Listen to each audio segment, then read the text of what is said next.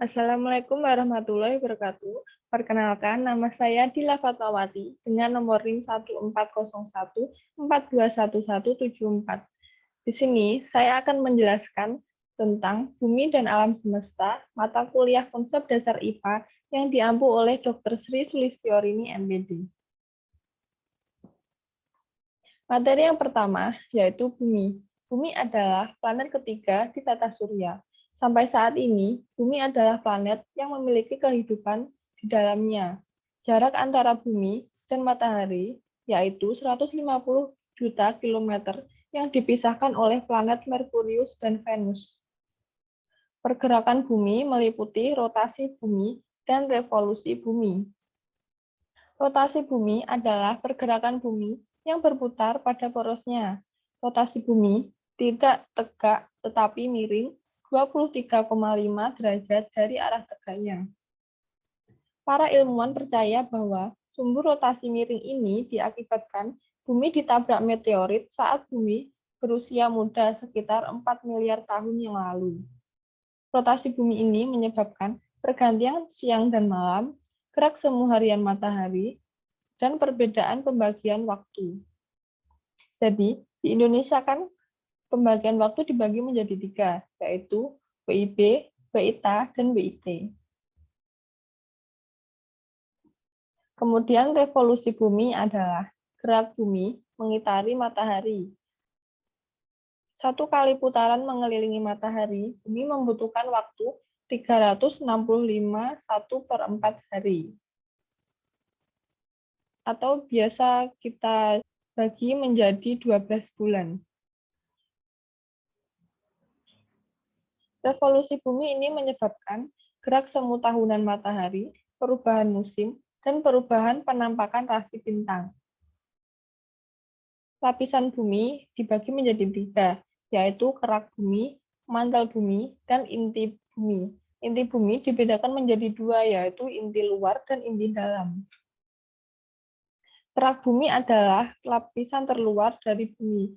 Kerak bumi memiliki ketebalan hanya sekitar 25 hingga 35 km ke dalam bumi. Kerak bumi dibedakan menjadi 2, yaitu kerak benua dan kerak samudra. Kemudian mantel bumi adalah lapisan bumi yang berada di bawah kerak bumi. Mantel adalah lapisan yang paling tebal. Mantel berisi batuan mineral serta silikon, magnesium, dan besi. Kemudian inti bumi. Inti bumi dibagi menjadi 2, yaitu inti luar dan inti dalam. Inti luar memiliki ketebalan 2.200 km dan berwujud cair, sedangkan inti dalam jauh lebih tebal dengan ketebalan sekitar 2.500 km. Dan komposisinya yaitu berisi besi tetapi tidak cair. Materi yang kedua yaitu alam semesta. Alam semesta adalah ruang di mana di dalamnya terdapat kehidupan biotik maupun abiotik serta segala macam peristiwa alam yang dapat diungkapkan maupun tidak bisa diungkapkan. Teori pembentukan alam semesta dibagi menjadi 5. Yang pertama, teori dentuman besar atau biasa disebut Big Bang Theory. Teori ini dicetuskan oleh Alexandra Friedman pada tahun 1922. Beliau mengemukakan bahwa struktur alam semesta tidak statis. Pada mulanya, alam semesta merupakan massa sangat besar dengan massa jenis besar pula.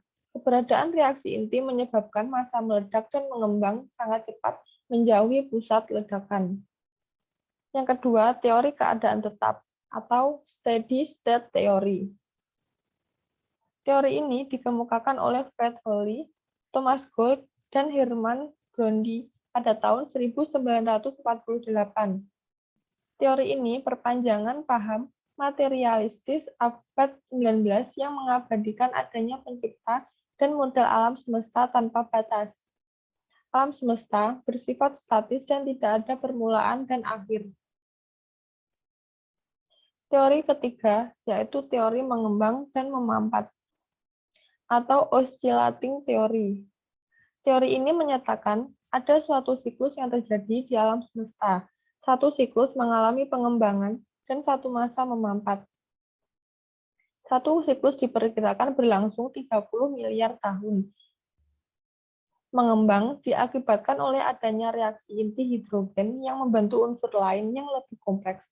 Selama berlangsung, galaksi dan bintang terbentuk di dalamnya. Galaksi dan bintang yang terbentuk akan meredup, kemudian unsur lain yang terbentuk akan menyusut disertai keluarnya tenaga panas dingin. Teori yang keempat yaitu teori alam semesta kuantum. Teori ini diciptakan oleh William Lane Craig tahun 1996. Beliau mengatakan bahwa alam semesta pada awalnya memang sudah ada dan akan selalu ada untuk selamanya. Alam semesta tidak memiliki ruang hampa, di dalam semesta hanya ada partikel subatomik. Dan yang terakhir yaitu teori Brayton. Teori ini merupakan kelanjutan dari teori dentuman. Teori ini menyatakan bahwa gerakan galaksi yang saling menjauh menunjukkan tanda-tanda semakin melambat. Perlambatan ini menghasilkan spekulasi bahwa alam semesta melengkung positif. Pada suatu waktu, semua materi berhenti dan mulai mengerut lagi. Kemudian ada galaksi. Galaksi adalah kumpulan bintang yang membentuk suatu sistem atau tatanan bintang. Galaksi terdiri atas banyak bintang, planet, komet, meteor, dan benda langit lain yang tersusun secara menggerombol. Bentuk-bentuk galaksi dibedakan menjadi 3. Yang pertama spiral, contohnya galaksi Andromeda dan galaksi Bima Sakti. Bentuk kedua yaitu elips, contohnya galaksi M87 dan galaksi Messier 5. Dan yang ketiga, galaksi berbentuk tidak beraturan, contohnya galaksi awan Magellan besar dan galaksi awan Magellan kecil. Ada beberapa galaksi yang diutamakan. Yang pertama, galaksi Bima Sakti, galaksi Ursa Major, galaksi Andromeda, dan galaksi Black Eye. Kemudian ada bintang. Bintang merupakan benda langit yang keberadaannya dapat dilihat dengan mata telanjang. Bintang dibedakan menjadi 2 yaitu bintang semu dan bintang nyata. Bintang semu tidak menghasilkan cahaya sendiri dan hanya memantulkan cahaya yang diterimanya dari bintang lain, sedangkan bintang nyata menghasilkan cahaya sendiri. Klaster atau gugus bintang dibedakan menjadi 2, yaitu klaster terbuka dan klaster bola. Klaster terbuka disebut juga dengan gugus bintang galaksi. Bentuk klaster ini lebih terbuka dan kurang dalam. Yang kedua, klaster bola. Di dalam klaster ini terdapat ratusan ribu bintang yang sangat tua dan membentuk suatu gugusan bola padat di luar bidang galaksi halo. Materi selanjutnya ada planet. Planet Bumi merupakan salah satu dari jutaan, miliaran, atau bahkan triliunan planet di alam semesta. Sistem planet tempat kita berada disebut tata surya. Di luar tata surya terdapat berbagai planet yang memiliki karakteristik berbeda, seperti planet api, planet berukuran raksasa, planet berbatu, dan planet tak berbintang. Di dalam tata surya sendiri, terdapat 8 planet, yaitu Merkurius, Venus, Bumi, Mars, Jupiter, Saturnus, Neptunus, dan Uranus. Dahulu kala ada planet Pluto, namun saking jauhnya sekarang sudah tidak diakui lagi. Materi selanjutnya, satelit. Satelit merupakan benda yang mengelilingi planet dengan periode revolusi dan rotasi tertentu. Satelit memiliki orbit yaitu titik lintasan atau titik jalur peredaran satelit mengelilingi. Jenis satelit dalam ilmu astronomi ada 2, yaitu satelit alam dan satelit buatan. Satelit alami adalah benda-benda luar angkasa bukan buatan manusia yang mengorbit sebuah planet atau benda lain yang lebih besar darinya.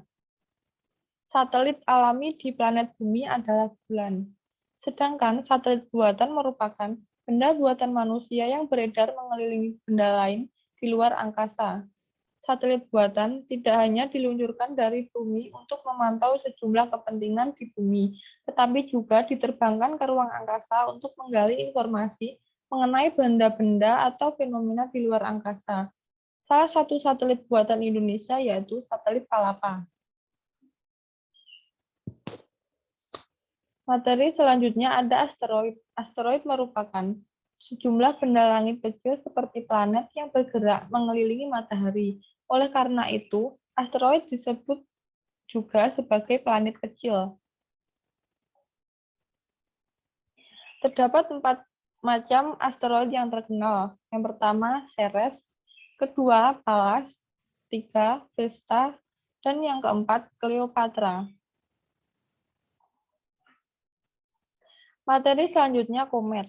Komet adalah benda langit yang mengelilingi matahari yang garis edarnya berbeda dengan garis edar planet atau satelit. Beberapa komet membutuhkan ribuan tahun untuk menyelesaikan satu kali mengorbit matahari.